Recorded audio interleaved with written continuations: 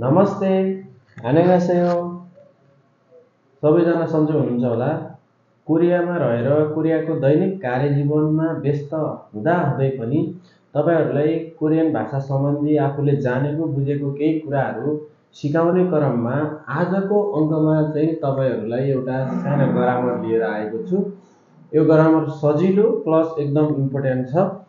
यो ग्रामरको बारेमा चाहिँ हेरौँ है त। आउनुहोस्, यो ग्रामर रहेको छ VST प्लस रिउल युल सु इप्ता न सकिन्छ, VST प्लस रिउल युल सु अप्ता न सकिदैन, न सकिन्छ न सकिदैन भन्ने ग्रामर छ। यो ग्रामर जान्नु अघि चाहिँ हामीले केही कुराहरू जान्नुपर्ने हुन्छ। दुईटा मिनिङलाई हेरौँ। सबैभन्दा पहिला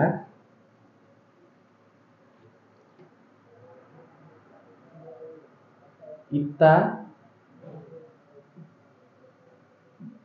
हुनु,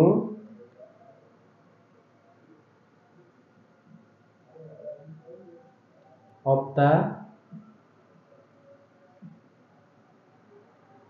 नहुनु। यो मिनिङ चाहिँ हामीले सुरुमै जानेको छौँ बेसिकमा हैन। इप्ता भनेको हुनु, अप्ता भनेको नहुनु। र यो पढेसँगै हामीले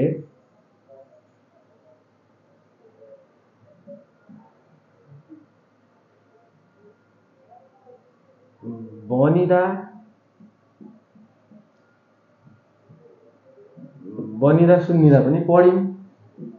हेर्नुस् है, हो कि हैन? बनिदा सुन्निदा पढ्दाखेरि चाहिँ हामीले इप्ताबाट चाहिँ इप्ताको दा हटाएर के गराएको थियौं? एच सुन्निदा हो। एच सुन्निदा छ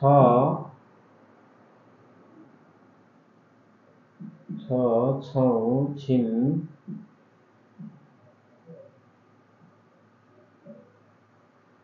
नुन छ आदि इत्यादि है। इस्सुम्निदा छ छौं छिन नु हुन्छ र अप्ताबाट अप्ताको दा हटाएर अप्ताबाट के बनाएका थियौं हामीले? अप्सुम्निदा। यसरी अप्सुम्निदा यसरी नै छैन छैनन् नुहुन्न यसरी चाहिँ है। इप्ताबाट इस्सुम्निदा र अप्ताबाट अप्सुम्निदा हो, यसरी गराएका थियौं हो। यो कुरा त याद छ तपाईहरुलाई? यो चाहिँ यसरी बनेको थियो। इप्ता अप्ताबाट बनिदा सुन्निदा चाहिँ यहाँ गरेर यता जाँदा चाहिँ यो बनिदा सुन्निदालाई चाहिँ ल्याएर यहाँ इस्सुम्निदा र अप्सुम्निदा गराएको थियो। छ छौं नु हुन्छ यसरी। अब यसलाई चाहिँ इस्सुम्निदालाई चाहिँ अब इन्फर्मलमा गराउँदाखेरि के हुन्छ त? तपाईहरुले इस्सयो छ र अप्सयो छैन। यो चाहिँ केमा भयो त? इन्फर्मलमा भयो है। इन्फर्मलमा भयो। अब यसलाई चाहिँ हामीले फेरि क्वेशन सोध्दाखेरि चाहिँ कसरी गराउँछ त?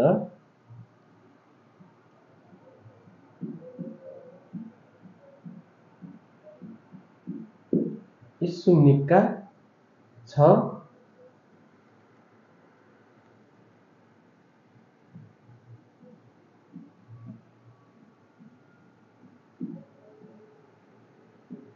अप्सुम्निक्का छैन हो। यसरी चाहिँ हामीले सुरुमा पढेका थियौं हो। यो कुराहरू जानिसकेपछि हामीले जानेको छौं। यो कुराहरू जानिसकेपछि चाहिँ यो ग्रामर बुझ्न अझ एकदमै सजिलो हुन्छ है त। ल यति कुराहरू बुझिसकेपछि आउनुस् यो ग्रामरहरू के रहेछ हेरौँ है। एकदम सजिलो ग्रामर छ। यसलाई चाहिँ मैले मेटाइदिए।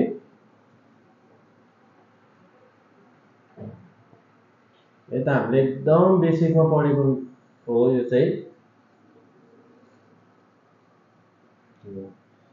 अब चाहिँ यो ग्रामर चाहिँ कस्तो अवस्थामा प्रयोग गरिन्छ त भन्ने कुरा चाहिँ हेरौँ है। सबैभन्दा पहिला यो कुरा चाहिँ इम्पोर्टेन्ट हुन्छ।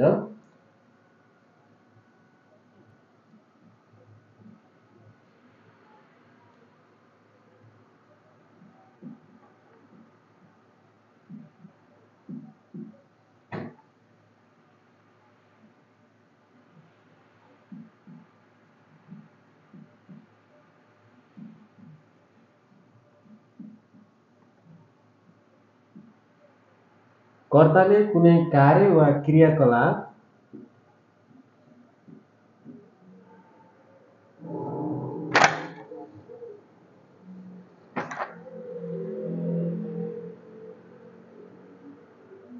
गर्न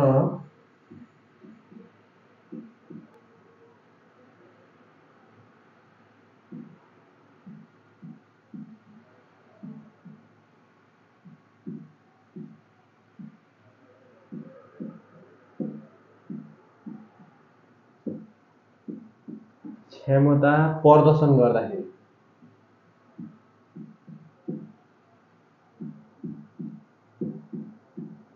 ल हेर्नुहोस् है, कर्ताले कुनै पनि कार्य वा क्रियाकलाप गर्न सकिन्छ वा सकिँदैन भनेर आफ्नो क्षमतालाई प्रदर्शन गर्दाखेरि चाहिँ यो ग्रामरको के हुँदो रहेछ त प्रयोग हुँदो रहेछ है। कर्ता भनेको काम गर्ने व्यक्तिले चाहिँ कुनै पनि कार्य गर्न सक्छु या सक्दिनँ आफ्नो चाहिँ क्षमतालाई प्रदर्शन गर्ने देखाउने यस्तो अवस्थामा चाहिँ यो ग्रामरको के हुँदो रहेछ त प्रयोग गर्न सकिँदो रहेछ है। जस्तै अब यो ग्रामरमा हामीले बुझ्नै पर्ने कुरा अर्को इम्पोर्टेन्ट कुरा के छ भने ल चाहिँ अपवाद हुन्छ है। ल चाहिँ के हुन्छ अपवाद हुन्छ। यो कुरालाई चाहिँ हामीले एकदम ध्यान दिनुपर्ने हुन्छ।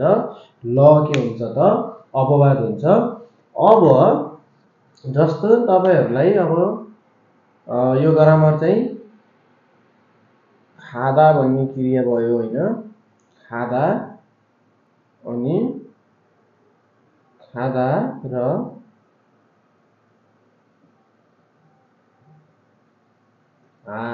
सादा है। सरी अर्को लेखौं फाक्षम भएको होला मक्ता लेखौं। अब यसलाई खादा भनेको के हो जानु, मक्ता भनेको खानु। अब चाहिँ हामीले यो दुईटा छ भने हामीले सुरुमा बुझ्नुपर्ने कुरा के हुन्छ त यहाँ चाहिँ बी ई र सी ई भनेको भोयल कन्सोनेन्ट के रे भोयल इन्डिङ र कन्सोनेन्ट इन्डिङ। तपाईले यो दुईटा आछ भने सिम्पल फाक्षम छ कि छैन हेर्ने। फाक्षम छ भने उल्सु इत्ता लाउने, उल्सु अप्ता लाउने, छैन भने लसु इत्ता उल्सु लसु अप्ता यसरी लगाउने। अब हेर्नुस् है, हामीले रूप चलाउँदाखेरि के गर्छौं दा हटाउँछौं, सिम्पल हो। अब दा हटायौं भने हाम्रो के बच्यो त खा मात्रै बच्यो। अब यहाँ हेर्ने भोयल इन्डिङ छ कि कन्सोनेन्ट इन्डिङ छ यहाँ हेर्नुस्। यहाँ के छ भोयल इन्डिङ छ। भोयल इन्डिङ छ भने के लाउने त लसु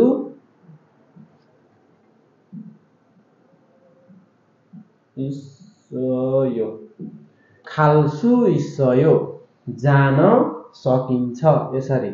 अब मक्ताको रूप चलाउँदा दालाई काट्यौं, दा हटायौं, के बच्यो फाक्षम छ हो, कन्सोनेन्ट इन्डिङ छ हो। कन्सोनेन्ट इन्डिङ छ भने के लगाउने भनेको छ त उल्सु इत्ता उल्सु अप्ता लगाउने भनेको छ। त्यो भएको हुनाले म उल्सु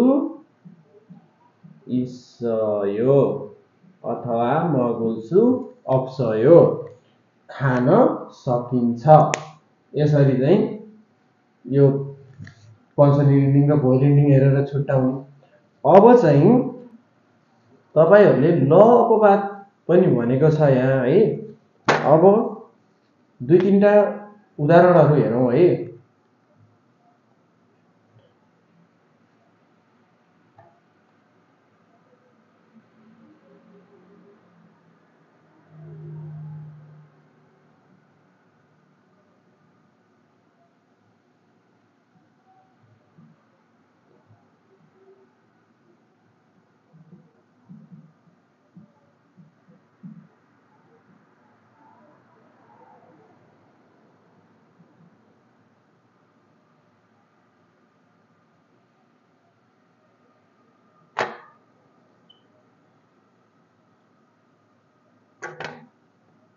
ल यहाँ हेर्नुस् है, यो छनुन छन्वारुल खल्दा भन्ने म चाहिँ फोन डायल गर्नु मात्रै छ अहिले होइन। म चाहिँ फोन डायल गर्नु, म फोन डायल गर्नु भन्ने छ। यसलाई चाहिँ म फोन डायल गर्न सक्छु अथवा सक्दिनँ बनाउने हो यसलाई चाहिँ। अब हेर्नुहोस् है, ल अपवाद कस्तो बेला हुने हो? क्रियाको दा हटाउँदा ल फाक्षीमा आयो भने त्यस्तो बेलामा चाहिँ ल अपवाद मान्ने हो हामीले होइन। अब यसलाई चाहिँ छनन छनवारुल खल्दा म फोन डायल गर्नु मात्रै छ। अब यसलाई हामीले चलाउँदाखेरि सुरुमा के गर्छौँ त? दालाई हटाउँछौँ हो, दा हट्यो, फाक्षीमा के बच्यो? ल बच्यो। ल अपवाद हुन्छ, यो पनि के हुन्छ त? हट्छ ल अपवाद भएपछि। अब के छ त फाक्षीमा? ल छ त, ल अपवाद हो, छैन भन्ने सम्झिन्छौँ। यहाँ चाहिँ लुकेर बसेको छ। त्यही भएर अब चाहिँ जस्ताको तस्तै हामीले के गर्छौँ त? ल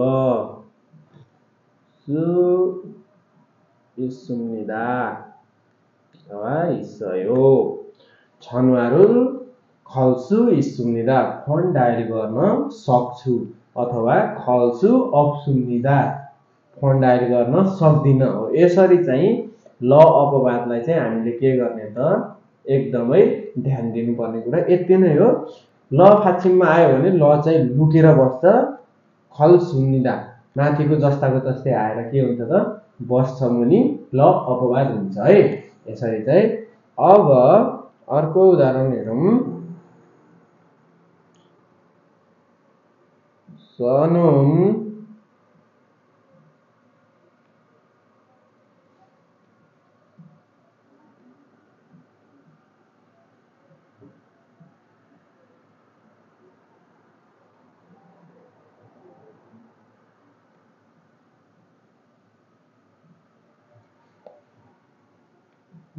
ल हेर्नुहोस्, छनुन मेउन उम्सिगुल मक्ता म पिरो खाना खानु भन्ने क्रियालाई म पिरो खाना खान सक्दिनँ गराउनु पर्यो अब, हो कि न?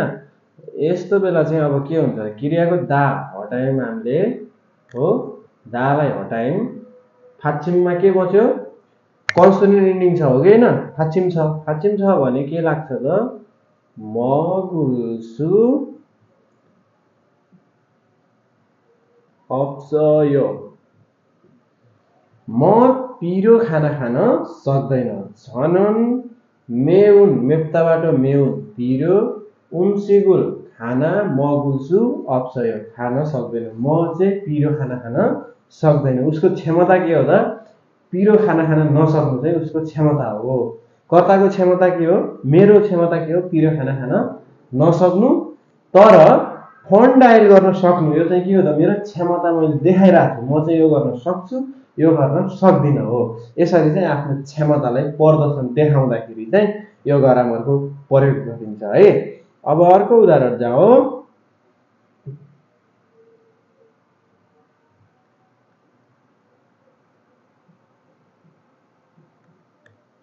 नेल मान्नादा भोलि भेट्नु, भोलि भेट्नु भन्ने क्रियालाई भोलि भेट्न सकिन्छ बनाऊ है। त्यसो भए दा हटाउनु पर्यो सुरुमा। दा हटाउने बित्तिकै अब हामीले हेर्ने चाहिँ के हो त? नेल मान्नादा, दा हट्यो, के बच्यो यहाँ? भोइल इन्डिङ बच्यो, कन्सोनेन्ट इन्डिङ बच्यो, के हेर्नु? भोइल इन्डिङ बच्यो हो, फाक्षीम छैन। अब चाहिँ सिधा अप्सुम्निदा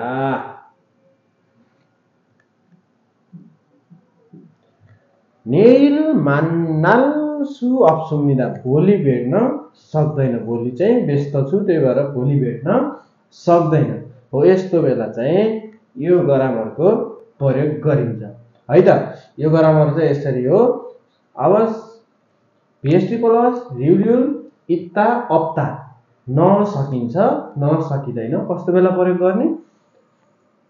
कर्ताले आफ्नो कार्यक्षमतालाई म यो गर्न सक्छु, म यो गर्न सक्दिनँ भनेर आफ्नो कार्यक्षमतालाई प्रदर्शन गर्दाखेरि चाहिँ यो ग्रामरको प्रयोग हुन्छ। सिम्पली छ, ल चाहिँ अपवाद हुन्छ, यो पनि थाहा पाइसक्नुभयो। अनि कसरी छुट्याइन्छ त? भोइल इन्डिङ र कन्सोनेन्ट इन्डिङको आधारमा लगाइन्छ यो। है, यति पनि थाहा हुनुपर्छ। भनेपछि ग्रामर इम्पोर्टेन्ट छ र एकदमै सजिलो पनि छ। भिडियो मन पर्यो र के बुझ्नुभयो के बुझ्नु भएन कमेन्ट भने अवश्य गर्नु होला र युट्युबमा चाहिँ नयाँ हुनुहुन्छ भने सब्स्क्राइब गरेर जोडिनु होला। म तपाईहरुलाई निरन्तर यस्तो भिडियोहरू ल्याइराख्नेछु है त। धन्यवाद, 감사합니다, 사랑합니다।